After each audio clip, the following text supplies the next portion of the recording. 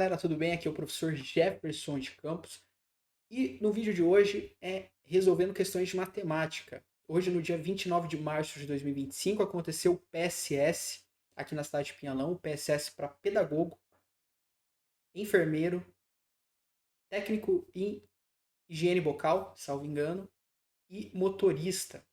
Eu vou resolver aqui as questões de matemática da prova de pedagogo e da prova de motorista, ok? E para quem fez de motorista, fica até o final que tem um detalhe aí na prova de vocês, ok? Em uma questão de matemática que eu vou explicar, tá bom? Então, vamos comigo lá para a tela e vamos começar a responder aqui primeiro as de pedagogo. Então vamos lá. Um telhado, eu vou tentar ser o mais didático possível e ao mesmo tempo o mais rápido para não tomar muito tempo de vocês e para o vídeo ficar dinâmico, né? Então, um telhado em forma de triângulo, retângulo, precisa ser coberto, né? Então, nós temos que um telhado, ele tem a forma de um triângulo retângulo e ele precisa ser coberto. A base do triângulo mede 6 metros, né? Então a base mede 6 metros e a altura mede 8 metros. E a questão está perguntando para nós qual é a área total do telhado que precisa ser coberto com telhas, ok? Quando a questão traz para nós a ideia de triângulo retângulo, às vezes de imediato vem na nossa cabeça o quê? Teorema de Pitágoras, né? Ah, triângulo retângulo, triângulo de Pitágoras. Mas não, porque aqui ele está perguntando a área e ele já dá para nós o que nós precisamos. Então, para eu calcular a área do triângulo, eu vou fazer o seguinte: eu vou multiplicar a base pela altura e vou dividir por 2. Área, base vezes altura dividido por 2. Qual que é a nossa base? A nossa base é 6 metros, está aqui, ó, 6 metros. E qual que é a altura? A altura é 8 metros, né? Então eu vou multiplicar tudo isso aqui e vou dividir por 2. 6 vezes 8, 48. 48 dividido por 2 é 24 metros quadrados. Então, a alternativa B de bola é a correta. Aqui, né, não transcreveu toda a questão, mas eu explico para vocês. Um campo possui dimensão de 30 metros por 40 e uma pessoa vai atravessar esse campo pela diagonal e a questão está perguntando qual é a distância percorrida por ela, ok? Então o que nós temos? Que um campo, qual que é a figura plana de um campo? É um retângulo, ok? Então vamos aqui desenhar um retângulo, né? Não é o retângulo mais bonito de todos, mas a questão fala que a pessoa vai atravessar esse campo na diagonal. Ela vai atravessar de uma ponta a outra pela diagonal. E nós temos as dimensões desse campo. Então ele tem 40 metros de comprimento e largura ele também tem 40 metros. Então perceba que a pessoa vai atravessar esse campo na diagonal, então ela vai atravessar de uma ponta a outra. Então essa parte aqui de cima também tem 40 metros. Aqui nós temos um triângulo retângulo também, e aqui em cima nós temos o ângulo reto. O que a questão está perguntando? Qual que é a distância percorrida pela diagonal? Então ela quer saber justamente x. E o que nós aprendemos dentro do estudo da geometria plana? Que é o seguinte, que é o teorema de Pitágoras. Cateto ao quadrado mais cateto ao quadrado é igual a hipotenusa ao quadrado. O que é a hipotenusa? A hipotenusa é o lado oposto ao ângulo reto. Onde que é o meu ângulo reto? É aqui. Então a hipotenusa é x. Então basta eu substituir os valores. Tá? Essa aqui é a hipotenusa e os outros dois lados desse triângulo retângulo são os catetos. Então eu tenho como primeiro cateto 30 elevado ao quadrado mais 40 elevado ao quadrado, que é o outro cateto, que vai ser igual à hipotenusa ao quadrado. 30 ao quadrado é 900, mais 40 ao quadrado é 1.600. 1.600 mais 900 dá 2.500, igual à hipotenusa ao quadrado. Lembra que eu preciso agora trocar de lugar, né? Então, a minha hipotenusa está para cá, né? Ela está aqui na hipotenusa, agora ela vem para cá. O que é toda vez que eu troco de lugar, eu tenho que trocar o sinal. Qual que é o oposto da potência? Porque aqui eu tenho uma potência. O oposto da potência é a raiz. Então vai ser raiz de 2.500. E a raiz de 2.500 é aquele número que, multiplicado por ele mesmo, vai dar 2.500, é 50. Então, a distância percorrida na diagonal é de 50 metros. Ok? Tranquilo? Então, vamos lá.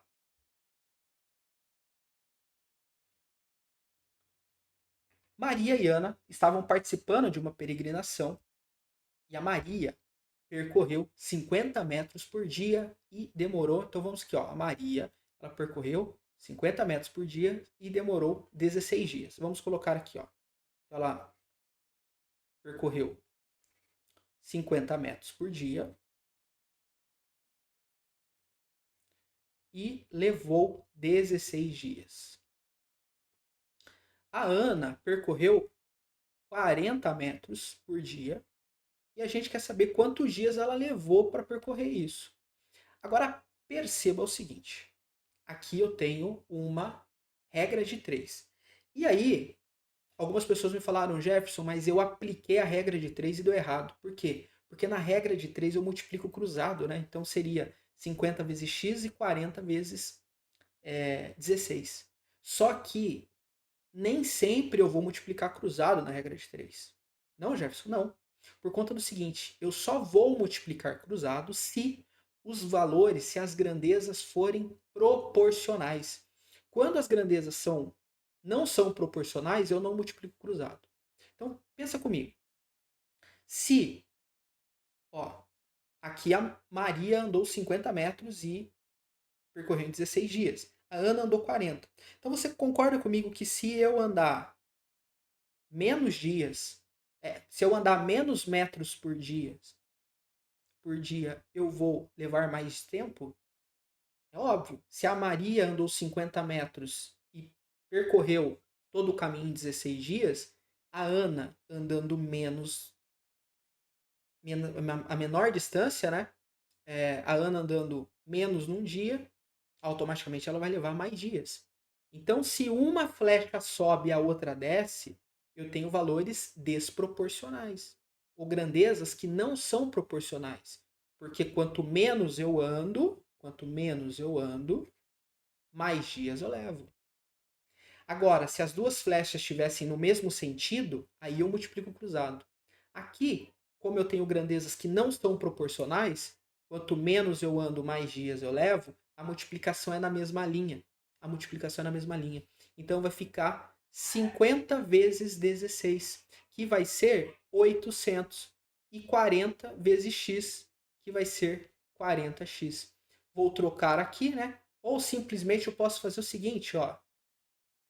O 40 está multiplicando o x, então eu vou dividir aqui, ó. Então eu vou dividir os dois lados por 40.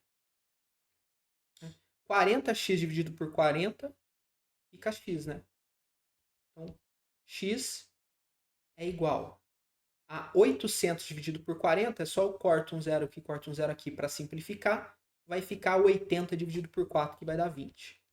Então, a Ana demorou 20 dias para percorrer a mesma distância. A questão pergunta o seguinte: quantos dias a mais Ana levará para percorrer? Se a Ana percorreu em 20 e a Maria percorreu em 16, a Ana levou quantos dias a mais? 4 dias a mais. Perfeito? Vamos lá. Questão 9. Uma televisão custa R$ 9.800. Felipe e Carla resolveram comprar essa TV para dar de presente de casamento para seu irmão Cláudio. Ao chegar na loja, receberam um desconto de 10%. Carlos pagou 50% da TV e Felipe pagou 30% do valor. Nessas condições, a questão está querendo saber qual foi o valor que a Carla pagou. Então, primeiro de tudo, o que eu tenho que saber aqui? O que eu tenho que fazer aqui? Eu tenho que descobrir qual é o real valor da TV.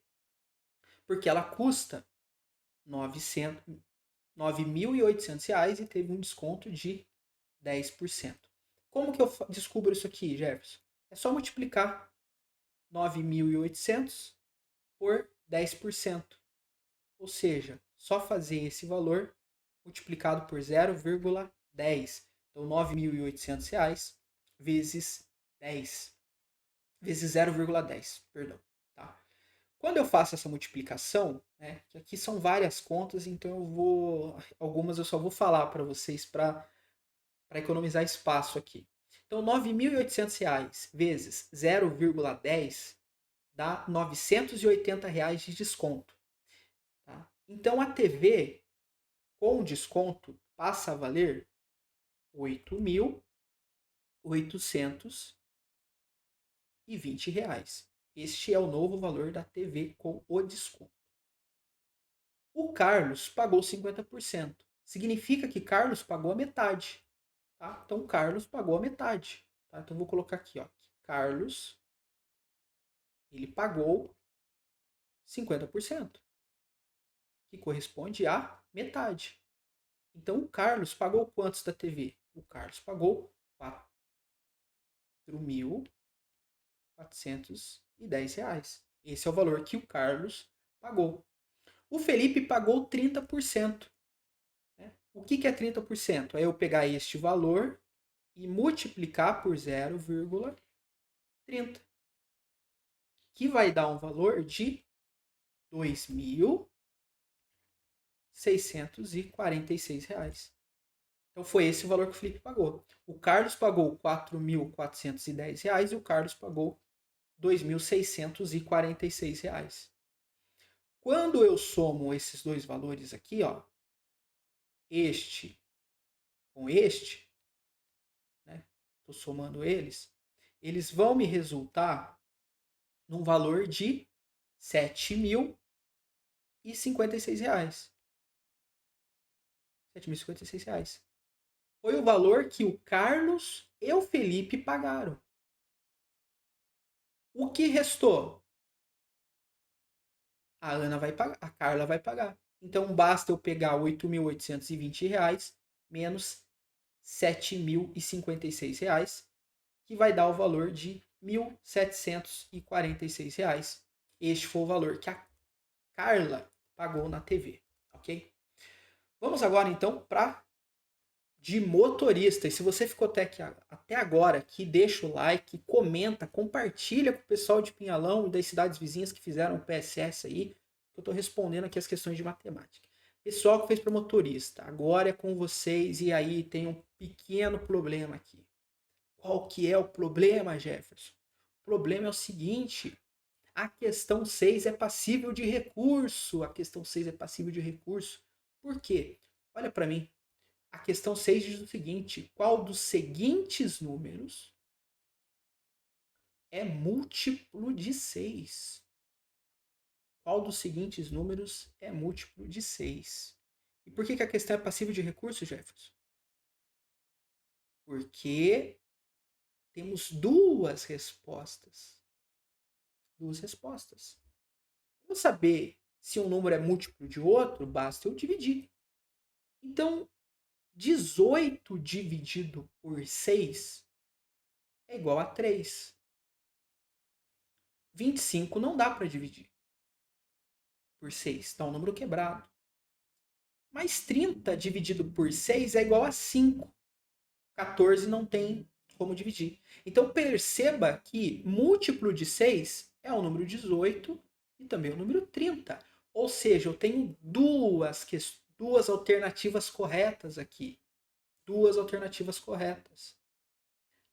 O gabarito da banca traz como alternativa correta a alternativa C, a 30. Né? Mas o número 18 também é múltiplo de 6. Então aqui é uma questão que cabe recurso. Tá? Ela cabe recurso. A banca pode fazer a anulação da questão, mas é uma questão que cabe recurso na questão 6 de motorista, a primeira questão de matemática de vocês. Tá certo? Vamos agora para a questão 7. qual das seguintes frações é equivalente a 3/4? Aqui basta nós fazermos o seguinte, fazer a simplificação. Então eu posso dividir o numerador e o denominador por 2 para fazer a simplificação. Então vamos lá. 6/8. Eu posso dividir os 2 por 2. 6 dividido por 2 dá 3. 8 dividido por 2 dá 4. Opa, o mesmo resultado. Alternativa A. Então, para saber qual que é equivalente, pessoal, basta fazer a simplificação. Divide por 2, faz ali a simplificação e vê qual que é a correta, ok? Então vamos lá. Questão 8 de motorista.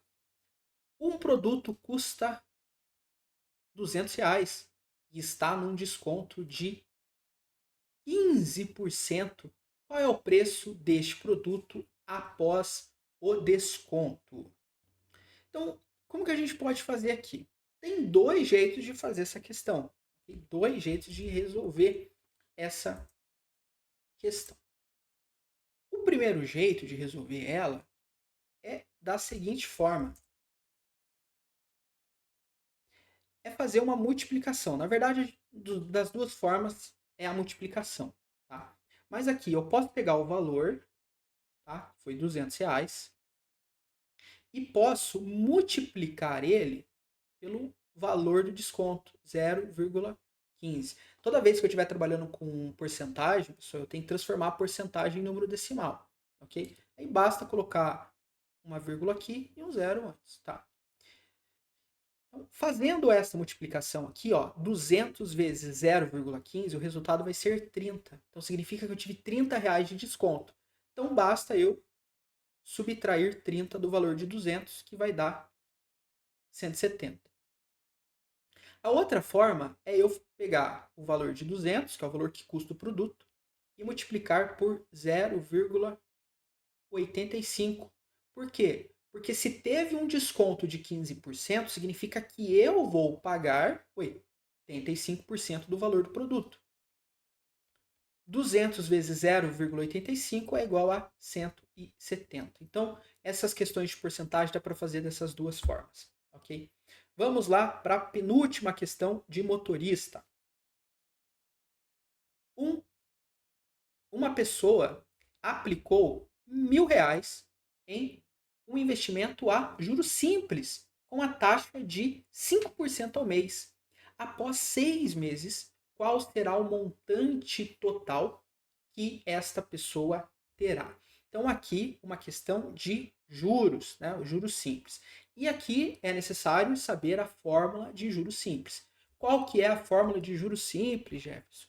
É o seguinte: juros simples vai ser igual o capital inicial, né? Capital inicial vezes